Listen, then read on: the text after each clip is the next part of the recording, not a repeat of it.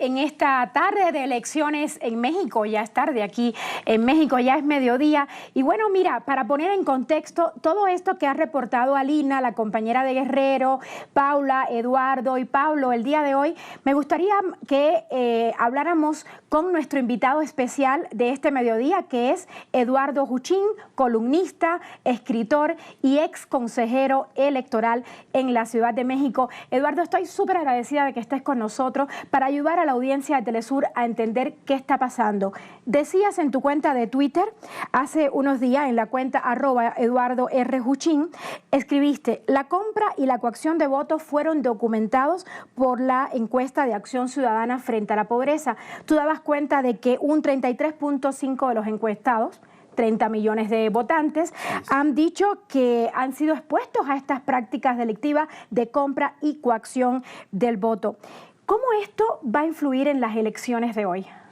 En este país, lamentablemente, sobre todo cuando es el Partido Revolucionario Institucional el que está en la presidencia de la República, hay una, digamos, pues vulneración a la democracia, a la legalidad, que consiste en comprar descaradamente el voto, entregar despensas o dar tinacos de agua o dinero en efectivo, bicicletas, en fin. Pero lo más recurrente es tinacos y despensas, y despensas, ¿verdad? Exacto, sí. Y como contraprestación, digamos, entre comillas, pues se recibe o se espera o se pide el voto en favor del PRI. No es solamente el PRI el que lo hace, pero es sobre todo el PRI por la razón lógica de que tiene a su disposición el presupuesto federal. El partido en el gobierno. El partido en el gobierno, sí, el PRI, tiene a su disposición el presupuesto federal, pero además los presupuestos de otros estados donde gobierna. Entonces es una compra descarada, ocurrió nada menos que en la sede nacional de este partido hace unas semanas, pues una abierta operación donde se le estaba entregando a la gente convocada previamente el dinero a cambio de su voto. Por supuesto, no necesariamente entregan ese voto porque es muy difícil comprobarlo.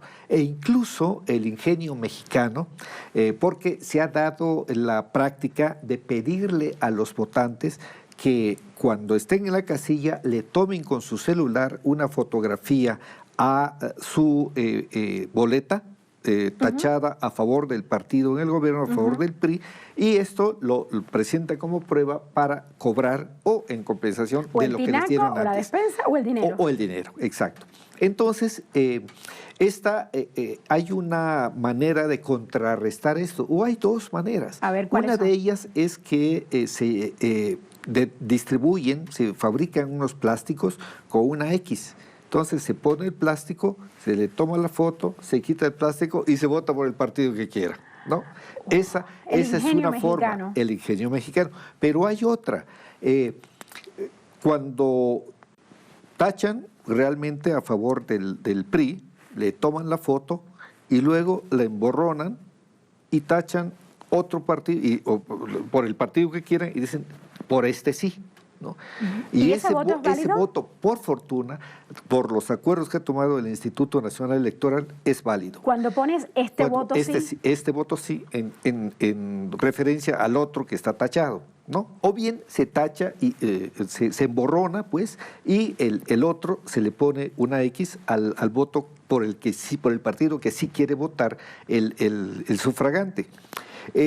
Son maneras de contrarrestar esa presión que sufren los electores en esta, que sobre todo en esta elección se percibe, porque hay múltiples testimonios en ese sentido, que hay una gigantesca operación de compra y coacción, que es justamente lo que medía o intentaba medir esta encuesta de la que hablábamos, ¿no? Que pues son 30 y tantos % de gente que dijo que sí ha sido presionada para recibir algo a cambio de su voto, y parte de la cual lo ha rechazado. Eso también es importante. Y también esa encuesta habla de que 2.5 millones de personas, 2.5%, han entregado su credencial para votar.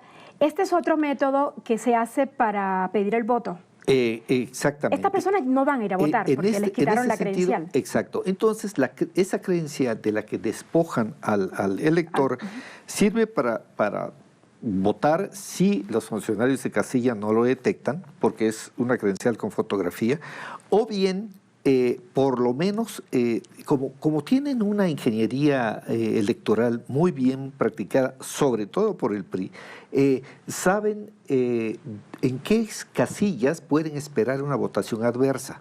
Entonces, si despojan a los electores de su credencial en ese distrito o en esa casilla, entonces pueden suponer que ya la disminución para los partidos de oposición es importante. Es decir, baja la votación porque previamente despojaron a los electores de su credencial y no pueden votar.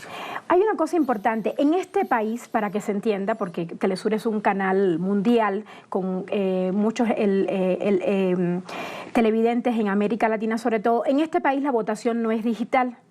¿Cierto? Uno marca y después le ponen esto, a mí todavía me queda un poquito de tinta en el dedo. Sí.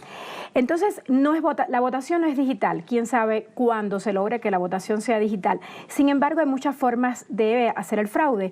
¿Nos puedes explicar para que se entienda esto de la operación Carrusel? ¿Cómo no? Tenemos pocos minutos, ¿nos puedes explicar? Claro. La operación Carrusel consiste en que a los votantes se le entregan boletas, recordemos cómo el robo de boletas, ¿no?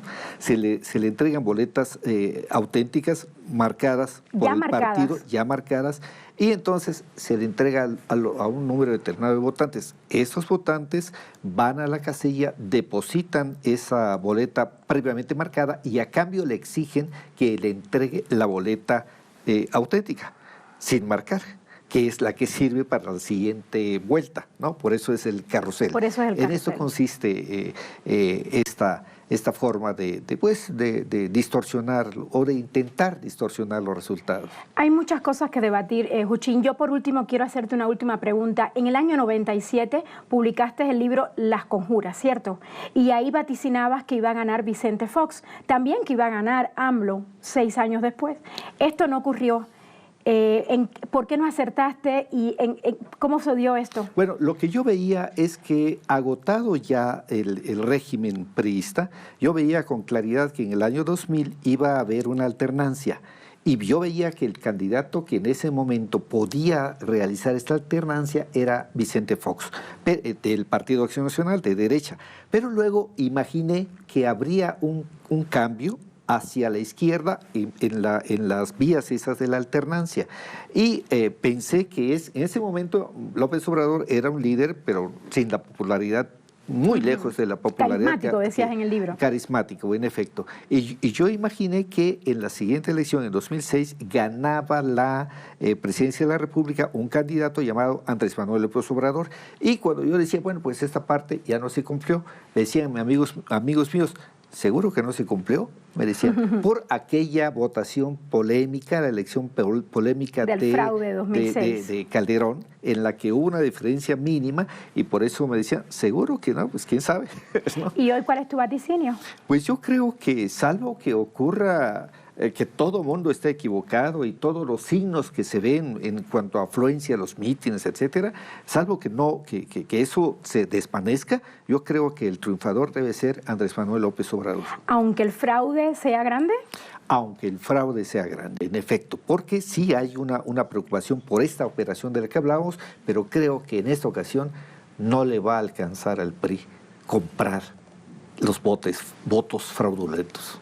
Gracias, Eduardo. Muy buena estas declaraciones de Eduardo. Nos cuenta cómo se puede evitar el fraude, sobre todo por la coacción que se ejerce a los votantes con el voto. Regresamos contigo a estudio, Luis.